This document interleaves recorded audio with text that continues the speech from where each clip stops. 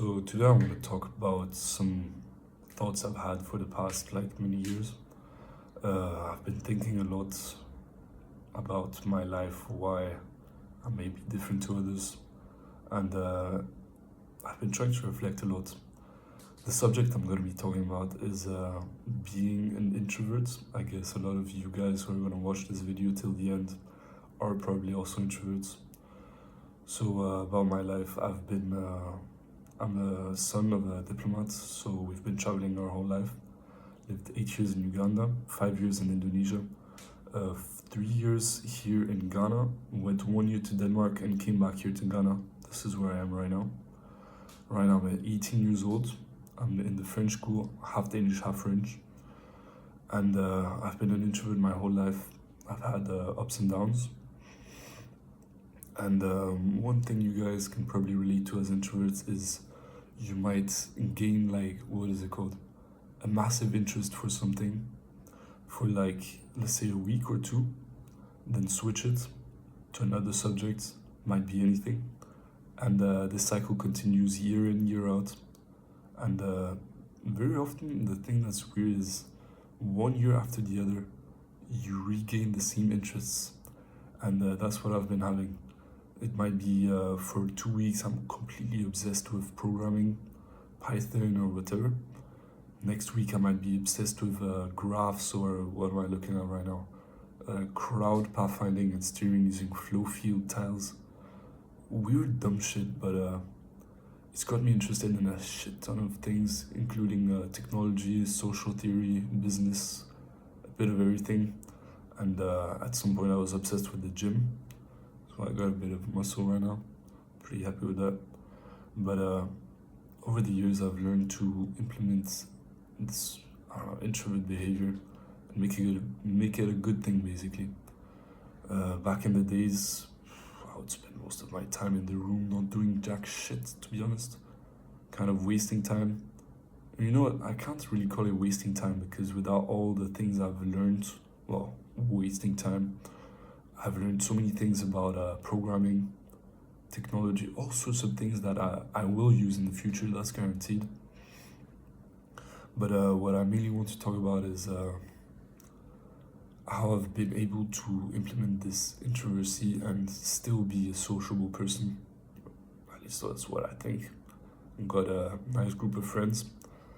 My opinion on friends is have a low count on friends, but make sure those friends are really close to you. Got 2 or 3 friends that are really extroverted, and I think it complements all of us. I got some traits that they don't have, they have some traits that I don't have. We all complement each other. That's one thing everyone should probably search for in life, is finding friends that don't pull you down but that push you up. And you've probably heard it sounds so cringy or whatever you can say. But it basically means that if you fail somewhere, they'll help you with that. And if they fail somewhere, you will help them with that. For example, the gym, I think I've gotten 5 person now into the gym. 5 people that I motivate. I have my own little home gym. And the same way around, getting girls at parties. My good friend, I won't name him, but he's been helping me a shit ton of that. It's been going pretty well. Thank God for him. And life is going pretty well right now. So if you're an introvert watching from home right now, don't worry. Life gets good. You just gotta take the right decisions, make the right friends. That's definitely a must. Because sometimes just being alone, like I did a large part of my life, turns you against yourself. You become lazy. You don't really do shit with your time, even though you might be learning a bunch of useful things.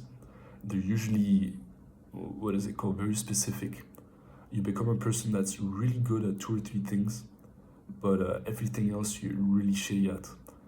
What I'm aiming for is jack of all trades, and really specialize in 2 or 3. That's where my friends help me a lot.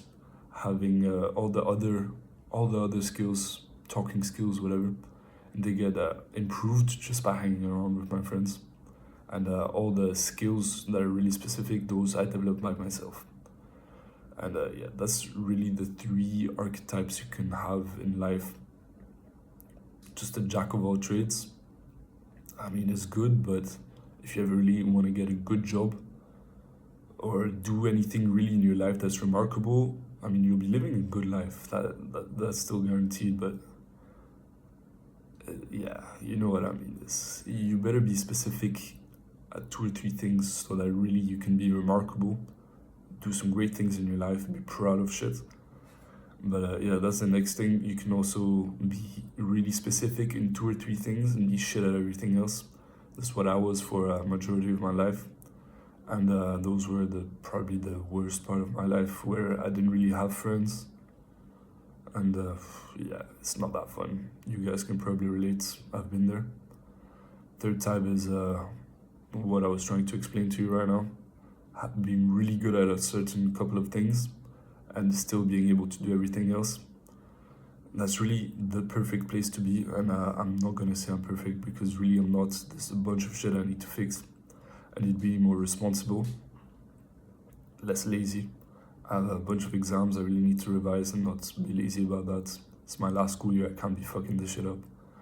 But all the guys out there, girls probably not, thinking about, shit, my life is pretty awful right now. I really gotta change it.